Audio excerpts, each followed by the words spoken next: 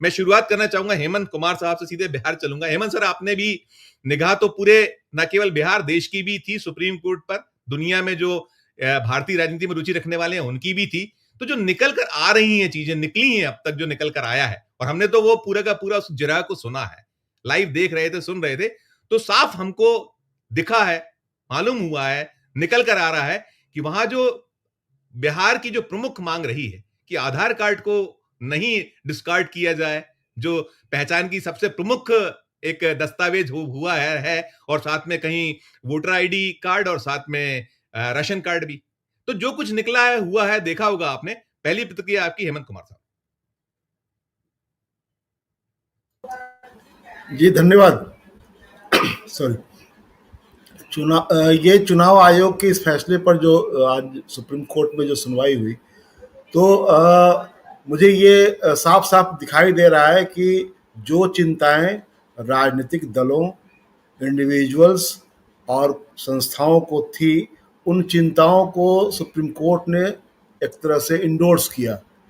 लेकिन दुखद पहलू यह है कि इन तमाम चिंताओं को स्वीकार करने के बावजूद, मान लेने के बावजूद, आपने जो जिस तरह की बात की, जिस तरह के ऑब्जर्वेशन आप पहली प्रथम दृष्टया आपने दी, वो बहुत ही उन चिंताओं को दूर करता हुआ दिखाई नहीं देता है।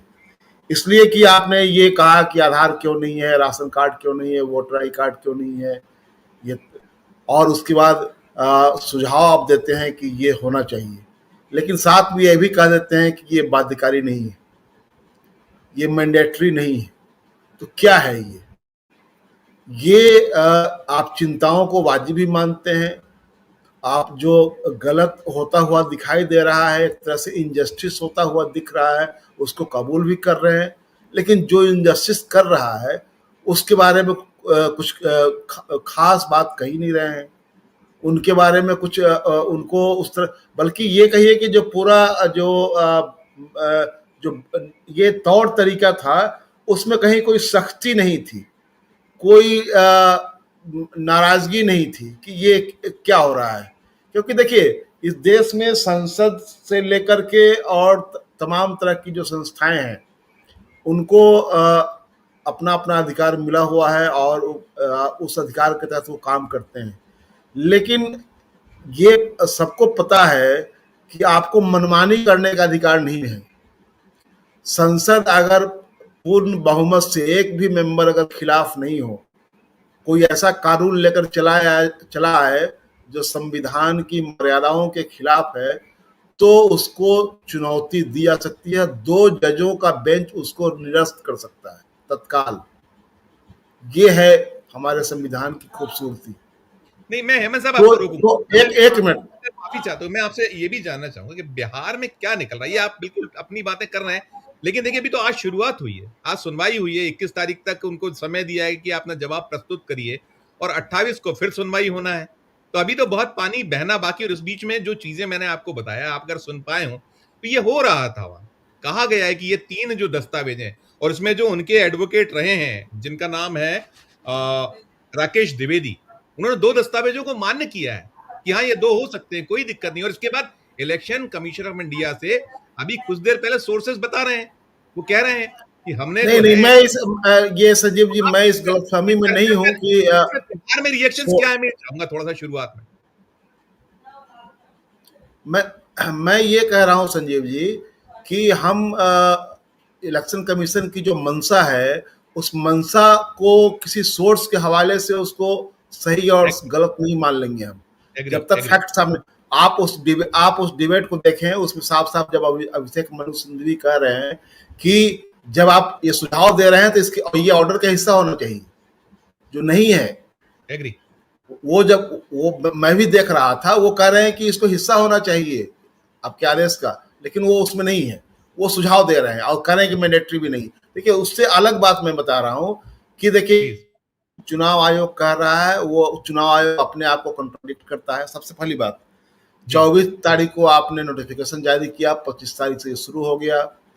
जो आरपी एक्ट है, उस आरपी एक्ट में इंटेंसिव रिवीजन का जो अधिकार है आपके पास, वो कॉन्स्टिट्यूंसीज के लिए है स्पेसिफिकली, कि आप कॉन्स्टिट्यूंसी चुन सकते हैं कि ये 4 5 7 इस कॉन्स्टिट्यूंसी में हम करवाएंगे। पूरे एक तरफ से करवाने का अधिकार उसमें भी नहीं है आप। अब ये सुप्रीम कोर्ट उसको इंटरप्रेट करेगा कि क्या। लेकिन अब ये सवाल उठता है कि जो जो बुनियादी आपत्तियां जाहिर की जा रही थी, एक तो जो पहचान पत्र को लेकर के 11 आपने तय किए वो, दूसरी बात जो आपने कहा कि 2003 के मतदाता सूची में जो लोग हैं उनको दस्तावेज नहीं देना है, लेकिन उनको करना क्या है, आपको फॉर्म भरना है। आप उनकी शर्तों में लिखा हुआ है कि बीएलओ के समक्ष आपकी भौतिक रूप से आपका सत्यापन होना जरूरी है। 3 बार बीएलओ अगर जाता है, अगर आप नहीं मिलते तो माना जाएगा कि आप अनुपस्थित हैं, आपका नाम और ड्राफ्ट रोल से निकाल दिया जाएगा, आप नहीं रहेंगे उसमें। क्या ये शर्तें रिलैक्स की गई हैं? नहीं की गई है। तो चुनाव आयोग का जो नोटिफिकेशन है उसका मॉडिफिकेशन कुछ नहीं हुआ है, अभी तक नहीं हुआ है। अखबार में एक विज्ञापन आया था, लेकिन उसके बावजूद भी ज्ञानेश कुमार जो कह रहे हैं वो अपने ही विज्ञापन को कॉन्ट्राडिक्ट करते हैं। तो ये जो है कि आप 2003 वाला जो कह रहे हैं उसमें भी तो फॉर्म भरना का है। तो मैं मानता हूं इसको कि ये आप एक ऐसा जाल तैयार कर रहे हैं जिस जाल में सबको फंसाना है पहले, कि ठीक है फॉर्म भरो, उसके बाद तो फिर कहा जाए कि आपने फॉर्म भरा है तब ये दस्तावेज दीजिए आप, क्योंकि दस्तावेज मांगने से उनको आप रोक नहीं सकते। मैं आपसे सहमत सर, मैं हेमंत सर, मैं किसी बात से इनकार नहीं कर रहा, सबको मंशा पता है कि क्या मंशा है इलेक्शन नहीं, दूसरी बात एक टाइमिंग वाली बात जो एक अंतिम बात का टाइमिंग का सवाल उठाया एक चीज, तो मेरा आपका ये कि सुप्रीम कोर्ट का जो आज का जितना सुनवाई हुई है, जो उसने दिशा निर्देश जितने दिए हैं उस पर थोड़ा फोकस कीजिएगा। तो हम और भी एक आप करिए छोटी टिप्पणी, फिर मैं एक एक प्रतिक्रिया लेके फिर लौटूंगा। जी, मैं उसी पर कर रहा था। एक तो टाइमिंग को लेकर के मैंने कहा कि सुप्रीम कोर्ट ने टाइमिंग के सवाल, पहचान पत्र के सवाल, इन तीनों सवाल और एक तरह से मोटिव भी, इन तीनों को एक तरह से उनका ऑब्जर्वेशन है। लेकिन ऑब्जर्वेशन के बावजूद कोई ऐसा काम आप ऐसा इस दिशा में जाता हुआ आपका ये नहीं दिखता है जिससे लगे कि कुछ होने वाला है, कुछ लोगों को रिलैक्सेशन मिलने वाला है। एक तो ये साफ साफ दिखाई दे रहा है। आप ठीक है, आप उसको रोकेंगे नहीं, आप ये भी कह रहे हैं कि आपका अधिकार है, याचिकाकर्ताओं ने भी कहा है कि आपका अधिकार है, उस अधिकार को चुनौती नहीं दे रहे हैं वो, लेकिन वो आपके मोटिव को चुनौती दे रहे हैं कि आपको मनमानी करने का अधिकार नहीं है। ये सबको पता है, हम लोग जितने यहाँ बैठे हुए हैं सबको पता है कि इस देश में संसद को भी मनमानी करने का अधिकार नहीं है, सुप्रीम कोर्ट को भी मनमानी करने का अधिकार नहीं है। सब एक दूसरे से गाइडेड और कोरिलेटेड है।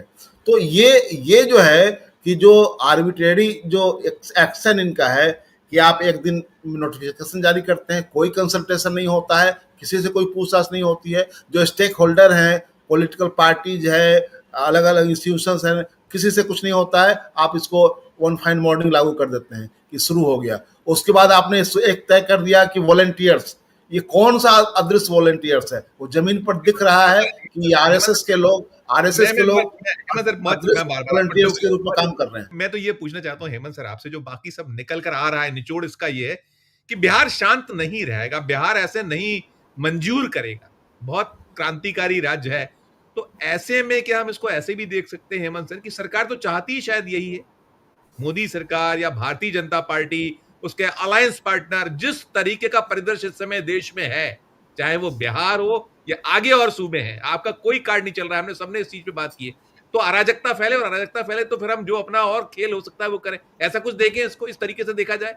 हेमंत सर लास्ट टिप्पणी छोटी सी। संजीव जी, ये पूरा जो मसला है उसमें मुझे ये ब्रिटिश काल का वो 1935 का भारत सरकार अधिनियम की याद आ रही है कि उसमें जो संवैधानिक सुधारों की नींव एक तरह से रखी गई भारत में। तो उसमें जो बुनियादी चीज जो था, एक मताधिकार भी था। तो किसको दिया गया था? पढ़े लिखे हुए लोग और संपत्ति जिनके पास में है, ये 2 बुनियादी शर्तें थी उसमें। अब बताइए कि ये जो लागू कर रहे हैं वो उन्हीं लोगों के लिए लागू कर रहे हैं। इसलिए बिहार के दलित, आदिवासी, पिछड़े, अति पिछड़े, अल्पसंख्यक, ये सब आज की तारीख में वो तलवार की धार पर उनका मताधिकार है और उनको ये खत्म करना चाहते हैं, इसमें कोई शक नहीं है। जो योगेंद्र जी ने जो कहा कि supreme court asked very serious question. ये योगेंद्र जी एक तरह से वो व्यंग कर रहे थे।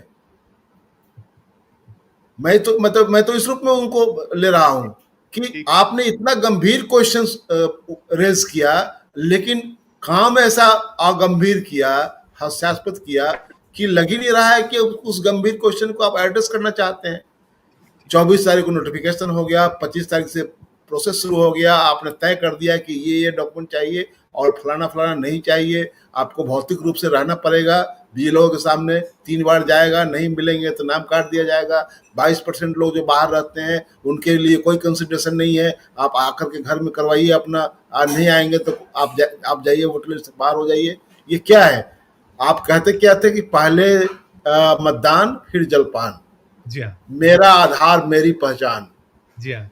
अरे अब आपका ये जिंगल जो है वो कहाँ चला गया? ये आप पिंक ये बूथ बनवा रहे थे, आप लोगों को फैसिलिटेट करने के सारे उपाय कर रहे थे, वोटरों को कहते थे कि अगर आप 18 साल के हो गए हैं तो वोटर बन जाइए, अगर आप वोटर बन गए हैं तो आपके इलाके में फलाने तारीख को मतदान होगा, जाकर के आप वोट डालिए, आप पहले मतदान कीजिए तब जलपान कीजिए। अभी क्या है कि अभी ये है कि तुमको वोटर लिस्ट से बाहर जाना है, अगर ये 11 सबूत तुम लेकर के नहीं आते हो तो ये जो पूरा डिजाइन है वो उस पर हम तकनीकी और कानूनी पहलुओं पर बहुत जाने की जरूरत नहीं है।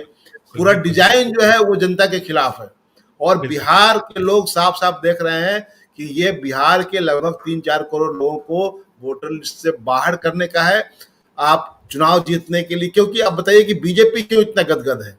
ये एक जन विरोधी फैसला है, ये अव्यवहारिक फैसला है जो असंभव है पूरा होना इतनी इस कम टाइम में, उसको लेकर के बीजेपी क्यों गदगद है? ये जो हम लगातार मैं ये कह रहा हूं कि चुनाव आयोग के तमाम तरह के जो निर्णय हैं वो निर्णय क्यों राजनीतिक रूप से बीजेपी को सूट करता है, ये बड़ा सवाल है। राजनीतिक रूप से बीजेपी को सूट करने वाले आप निर्णय लेते हैं और बीजेपी उस पर गदगद होती है, बीजेपी उस बाकी विपक्ष को गालियां देने के लिए लगी रहती है। सवाल ये है कि क्या इस देश में जो मताधिकार है उसको छीनने की एक नई कोशिश आपने शुरू की है? बिल्कुल नहीं, ठीक कह रहे हैं। मुझे लगता है कि मेरा वक्त दूसरे जगहों पर आपने क्या किया कि मतदाताओं को बढ़ाया, हरियाणा में बढ़ाया, महाराष्ट्र में बढ़ाया, यहाँ आपने कानून का सहारा लेकर के तय किया कि अब इनको भगाना है। वोटरों को भगाने की कानूनी तरीका आपने लिया है, लेकिन ये तय है कि इस देश में सुप्रीम कोर्ट को, संसद को या किसी भी संवैधानिक संस्था को मनमानी करने का अधिकार नहीं है। सुप्रीम कोर्ट को तय करना पड़ेगा कि ये मनमानी जो ये कर रहे हैं कि 25 दिन में तुम कर दो, तुम 11 डॉक्यूमेंट दो, तुम कहाँ रहते हो उससे कोई मतलब नहीं है, तुम दिल्ली में रहते हो, हरियाणा में रहते हो, चेन्नई में रहते हो, बेंगलोर में रहते हो, तुम घर पर जाओ और अपना ये वेरिफिकेशन करवाओ। ये क्या तरीका है ये? तो इस देश को आजादी किसी संविधान, ये किसी कानून से नहीं मिली है।